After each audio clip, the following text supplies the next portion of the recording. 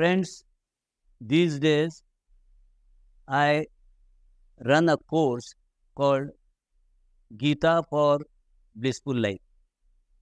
And very often the question is asked to me, why should we learn Gita? And therefore, in this short video, I am going to discuss why we learn Bhagavad Gita. Why we learn Bhagavad Gita. There are two aspects. Let us say one aspect is the spiritual benefit. If you are a spiritual person and if you think or if you agree that our Atma is different than our body and our ultimate aim is to reach to moksha, that is Atma joining Paramatma. This is well-known benefit, but in this session, I am not focusing on this spiritual aspect. I am saying in this life itself, there are several benefits, and this life can become blissful life by reading Gita. So let us see these points, what benefits we get in this life itself. The first benefit is find the right perspective. After reading Gita, you will be more analytical. See, in our life, we keep on learning right from our childhood the way we face the world. And with these experiences of facing the world, we get into mental models and certain things we always feel the world is like this only. But actually the world is not like that. For example, somebody who has faced a trauma or abuse in the childhood will always be saying that this world is bad, this world is full of torture and I must be careful from everybody. Actually it is not so. So once you read Bhagavad Gita, you go beyond your mental models and you become more analytical to decide the right perspective. So whenever somebody behaves you in a wrong manner, you always say there could be some point from his side. This is how you will learn to see the right perspective in your life. The second benefit is identify inner strength. We all are born with fantastic, I repeat the word fantastic, inner strength. We hardly use 2% of our potential, and 98% potential we do not realize only, and therefore we don't use it. So you have to identify inner strength. Okay. For example, there are people who identified their strength on time. For example, Ramanujam, he did identify his ability and liking for mathematics and he became a great mathematician. But suppose he would not have realized that and he would have gone somewhere else or he would have lived a normal life like a clerk in Madras Port Trust. So we learn to identify inner strength and we have a tremendous inner strength. Somebody is very good at teaching. Somebody is very good at pottery. Somebody is very good at acting. Somebody is very good in music. But the question is, how do we identify? Bhagavad Gita makes us more analytical, and with the help of Bhagavad Gita, we can identify inner strength. Learn to stay calm. This is something. We find these days people get irritated on small things. Traffic jam. Oh my God, this traffic jam. This is the pain in the neck. Why? Traffic jam is something which is external. I have not made traffic jam. It is not the traffic jam that bothers me. It is my inability to face the traffic jam. This is, once you realize this, you will be learning to stay calm no matter what. Even if there is somebody near and dear to you, seriously sick, under that time also you need to be calm. In fact, if you are calm, you can take better steps and better care. Otherwise, you may not. So you learn to stay calm. Become more focused. Bhagavad Gita tells you that you need to be focused on work and you need to be focused on present. Learn past only for correcting your mistakes. Look at future only for deciding your goal. That's it. Otherwise, 80% of the time you should focus on your work and the results will be better. Unnecessarily, we keep on worrying about things which are yet to happen, and therefore we must learn to focus on our work. The next benefit of learning Bhagavad Gita is know why we are in this world. This is little philosophical. We are born in a family. We don't have in our hands where we are born. We are born in a family. We get some parents. Then we get educated. Depending on the circumstances, surroundings, we get some opportunities. We don't get some opportunities. We learn, we become SSC, we graduate, get a job, do the job, get married, then teach your children, grow them up. Then they get married, you get grandsons. So this is the life cycle of every person. So we do not get in the life of 90, 100 years also, not even for one day, we think that why I am in this world.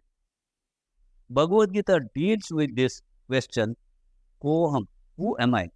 What is the purpose of my life? Why I am in this world?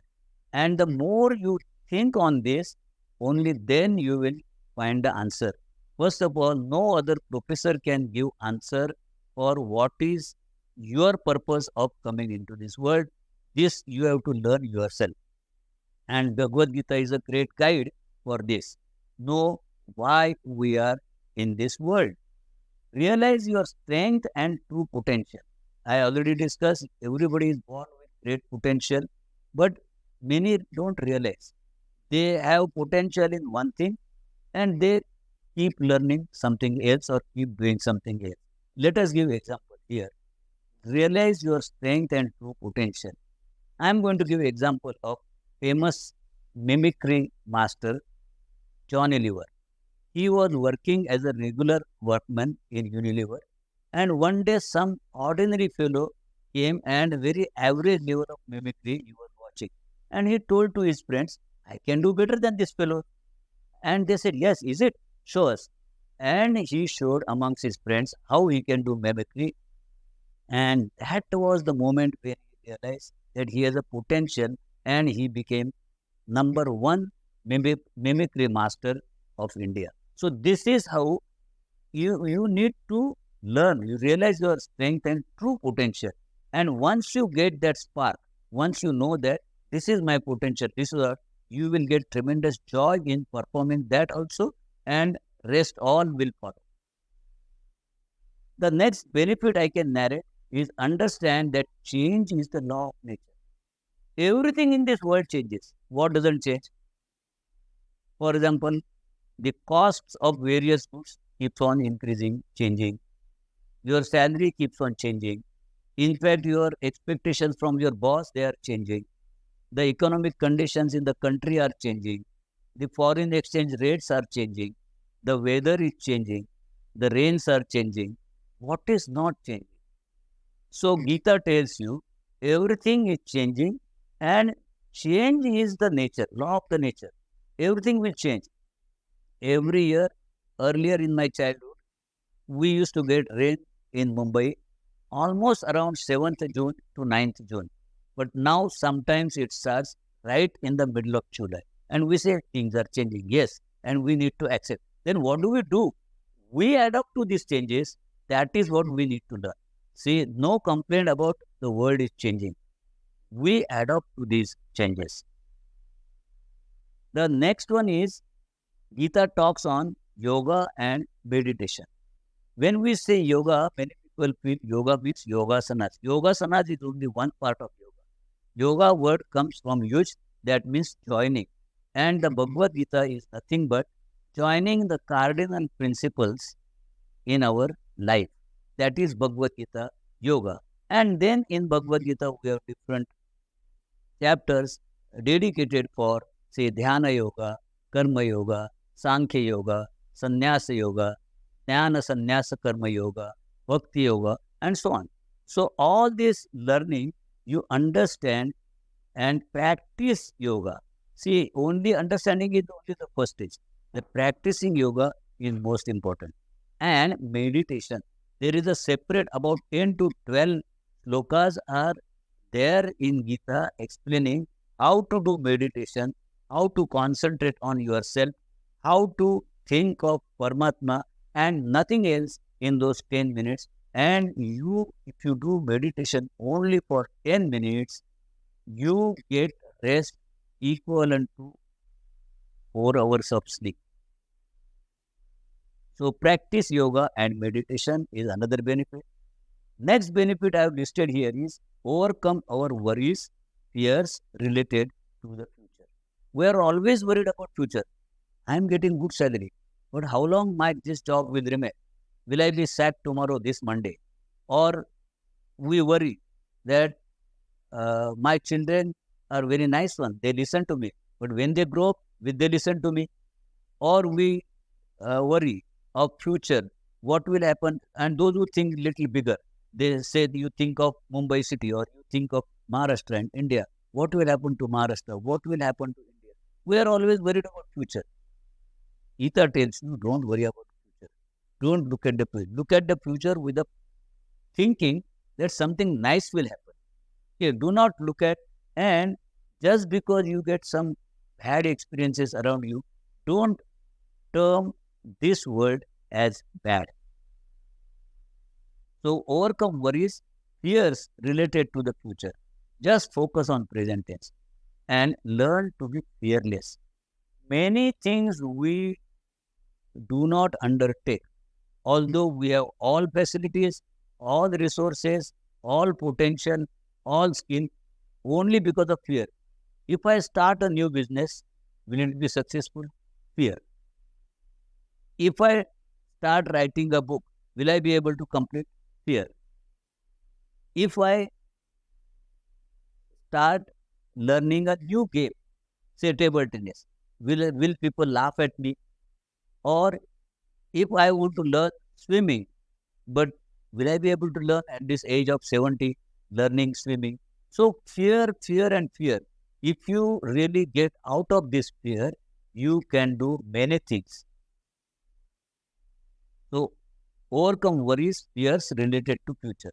Learn to be fearless and see a hope for a bright future. See, Bhagavad Gita doesn't talk of negative. It looks at future as a positive thing, and that is why Lord Krishna has told, anyway you do practice Gita, it will be only positive benefit. Arjuna has asked questions. Somebody who does Sankhya Yoga or Sannyas Yoga, but he fails, then what happens? There is no negative effect of Bhagavad Gita. Even if you go to Sannyas Yoga and then you fail, then also you will be reborn in a better family, in a noble family, in a rich family, and so on. So your efforts, even if you don't reach up to moksha, up to whatever level you proceed as a sadhaka of Bhagavad Gita, benefit is there. There is no loss at all. And therefore, Bhagavad Gita teaches us to see a hope for bright future. And the last point is accept nothing is permanent. Adapt to a change and move on. In fact, this is the same as earlier point on change. Accept nothing is permanent. If you get something bad experience, a trauma, or somebody hits at you for no reason of yours, then you feel, oh, this world is bad. What was my fault? There is nothing. You must say, it was just to happen. It happened. It will not happen again because life keeps on changing. So don't try to search what was my fault. What was my fault? What was my fault that I was sick by cancer? Or what was my fault that I only got heart attack? Or what was my fault that I am suffering from diabetes? all this, don't try to attach your fault for everything that happens to you. In fact, Bhagavad Gita tells you that good people have bad things happen to good people also. That also you have to accept. Bad things happen to good people also. And therefore, Bhagavad Gita tells you, accept nothing is permanent. Adopt to a change and move on. Friends, these are the 12 benefits I really could list, but there are many. So even if we leave aside what happens after death, in this life itself, there are dozens of benefits, and that will help you in living a blissful life. Thank you.